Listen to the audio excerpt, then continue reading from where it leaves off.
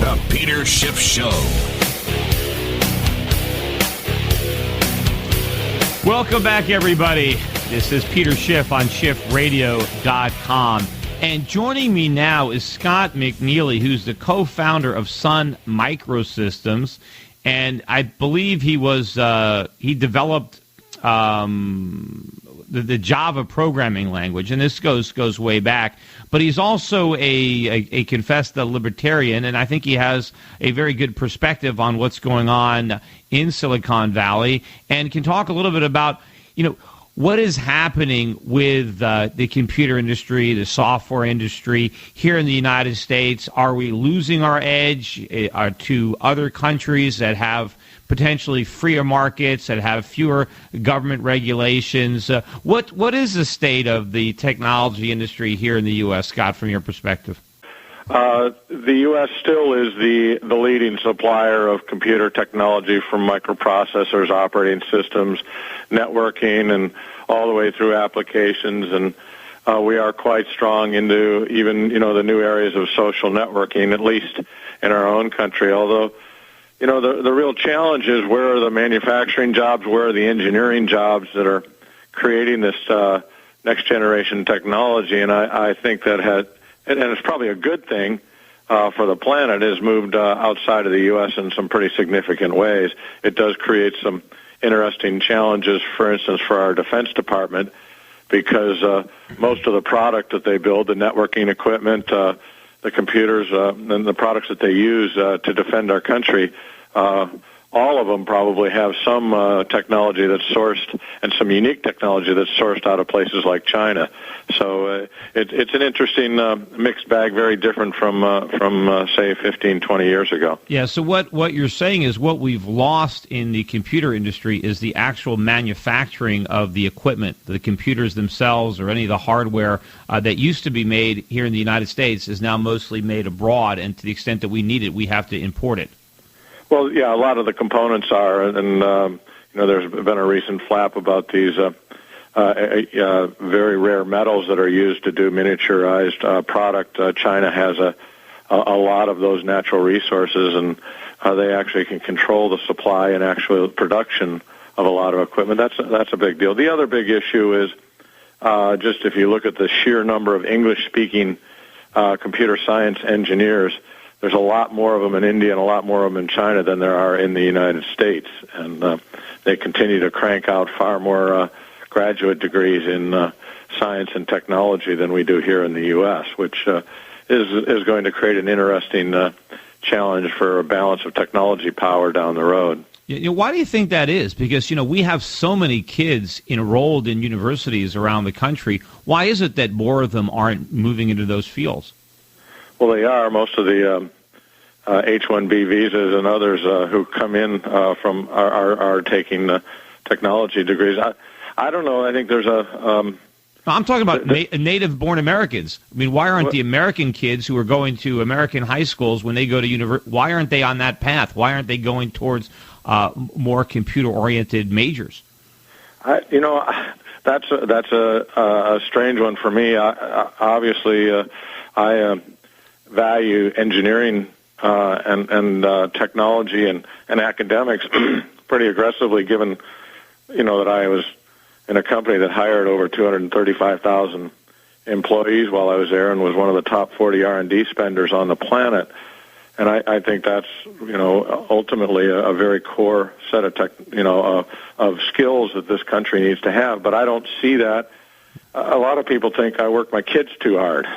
Hey, they need a life. They need to, I guess we're down Maslow's hierarchy to the point where, moving from, walking to being on a bike to being on a car to, hey, I don't have to go anywhere. Yeah, I can answer my own question. I think it's a real shame, but it has to do with government policy of guaranteed student loans. Since governments guarantee loans, it doesn't really matter whether you major in computer science or art history or philosophy or sociology. You're going to get the same guarantees. So there is no relevance as far as can the person who gets this degree earn enough money to pay it back. Nobody cares. So since kids can get the same amount of money to go for a computer science or program degree as they can for a sociology degree, and since sociology classes are a lot easier and it's a lot, you can have a lot more fun if you take a liberal arts major. It doesn't interfere with your partying and your beer drinking.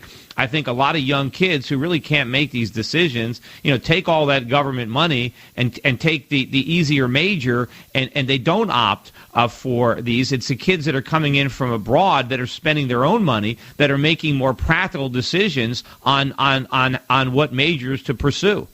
I don't disagree with that at all, but I believe ultimately that's a two-biological parent failure. I don't believe it's a village that raises a child. I think it's two biological parents.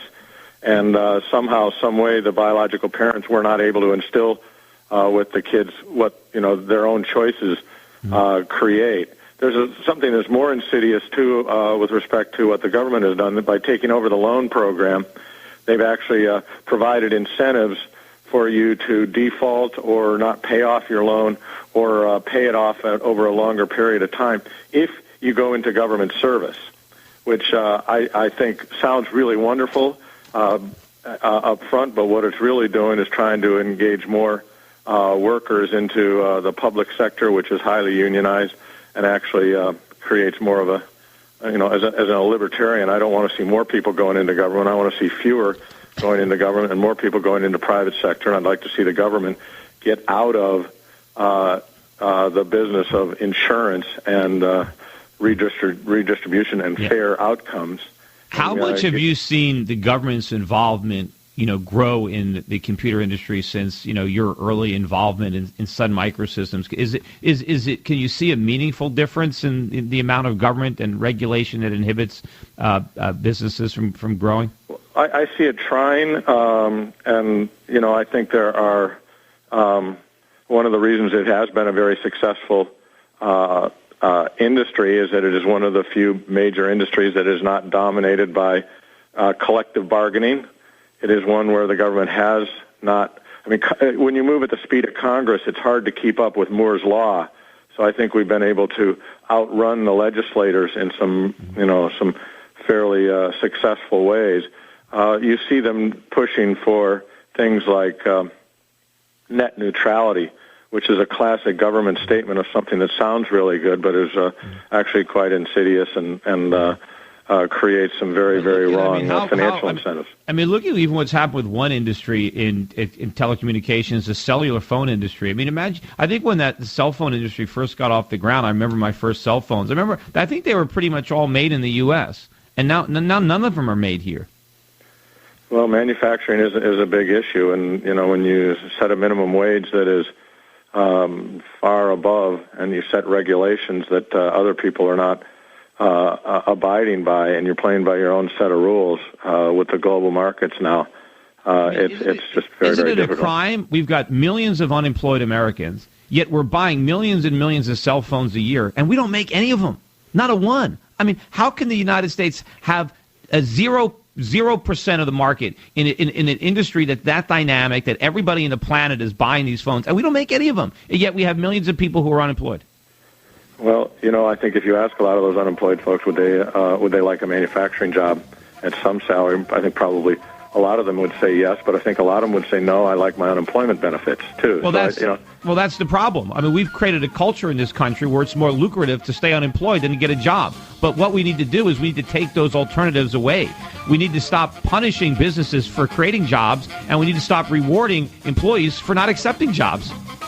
I hear that. Anyway, don't go away. I want to talk after the break about what you're doing now and your new nonprofit. So don't go away. This is Peter Schiff with Scott McNealy on SchiffRadio.com. Welcome back to your source of sanity in an insane world. It's the Peter Schiff Show.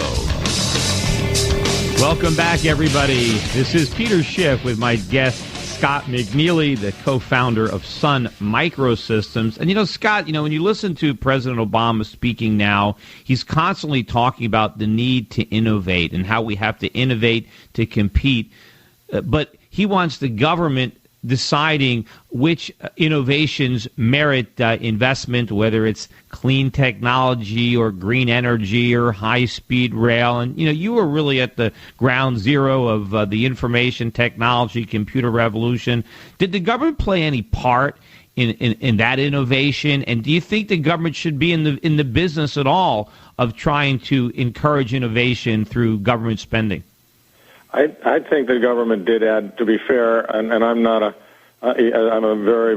raging capitalist, but very strong libertarian from that perspective.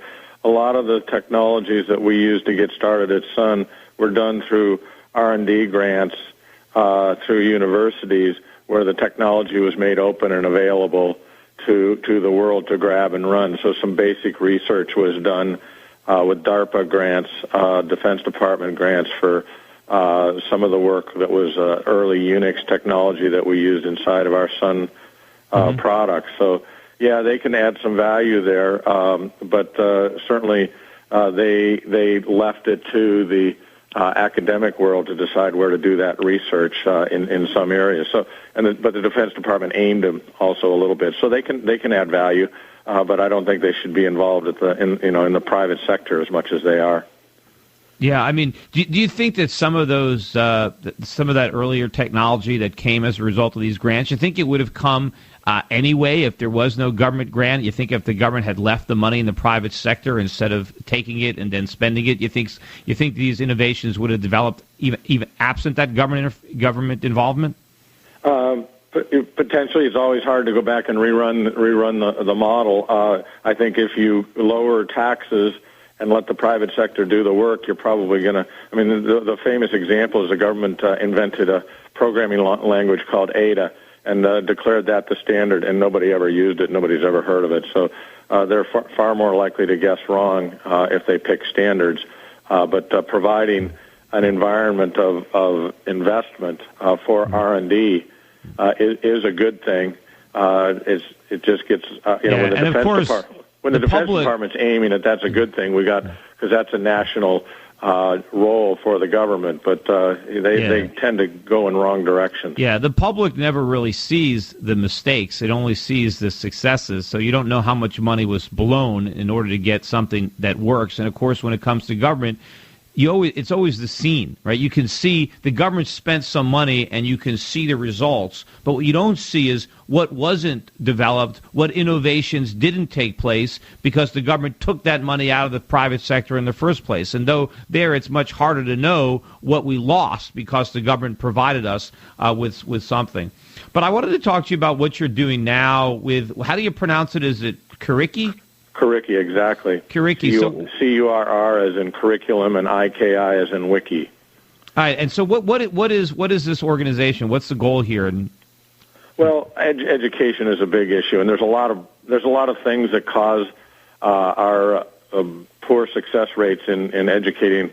A lot of it is goal setting. We try to make everybody the next Jack Welch or Barack Obama in our education system, when not everybody's going to do that. There's obviously home values and issues, the family issues that are causing problems. There's a lot of structural issues, lack of choice. The one area I decided to work on is curriculum, and we spend $8 to $15 billion a year on things like third grade math textbooks that are no different than the ones you and I learned on many, many years ago. 10 plus 10 was, is, and will be 20 for a long period of time. Why are we paying $130 for a gratuitously revised third grade math textbook that is not online, not web-enabled, not real-time scored, not self-paced on demand? Well, I know why we are. It's probably because the person who got that contract has a friend in government who decided to reward him by spending that money. I call it a beer at a ball game. A beer at a ball game and buy this $130 textbook for every one of your students. It's just crazy. And so, we've been open sourcing word processor spreadsheets and operating systems. Why not open source and make free and available to everyone a reference implementation of third grade math, and people can innovate on it. And we've created a repository at curriki.org that has about 45,000 free and open learning assets on the website. We got millions of people coming to visit it, and millions of web pages, and We've got about 150,000 teachers who have registered on the site. They can search it and use it. It is the go-to place to get free and open resources that are not constrained by the standard-setting bodies in each of these little localities. I mean, how fractured is our education standard setting? So it's a great little. All we need over time here is to assemble all of this repository into clear curriculum, and we're investing our dollars to go do that. I wish everybody would go sign up to curricu.org and give us $5. If every citizen of the United States did that, we could obsolete the need for most of what the Department of Education does at the government level. At the national level. Are you getting? Is there a lot of homeschoolers that are utilizing the website? Homeschoolers, a lot of international folks are using it. A lot of school districts that can't afford all of the resources that they need. We have videos, we have textbooks, worksheets, science projects. It's just a fabulous go-to site. And the thing I think about is it's important that we have no child left behind, but what's more important is to not have any parent, teacher, or child held back, and that's really what this site enables.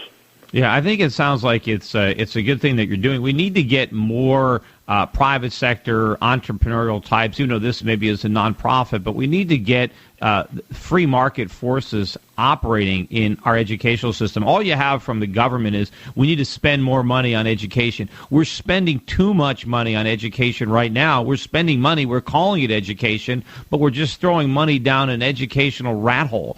What we need is free market forces. We need, to spend our dollars more wisely. We need to recognize that there are a lot of kids that are in school that shouldn't be there, that should be working, and we have a lot of people in school wasting their time. Just because they're getting a degree doesn't mean they're increasing their marketable skills.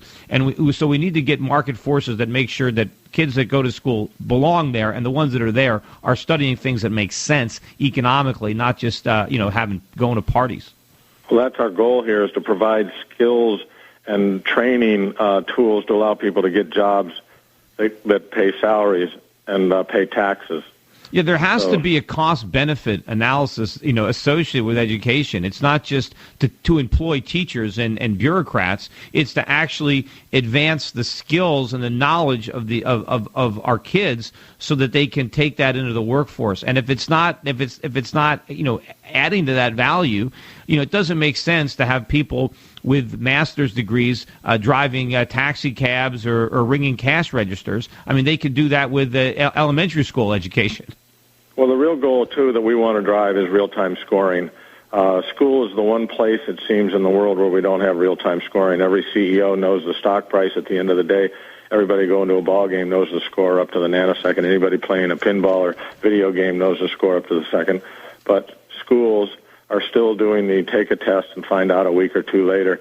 And a week or two in the life of a third grader is eternity.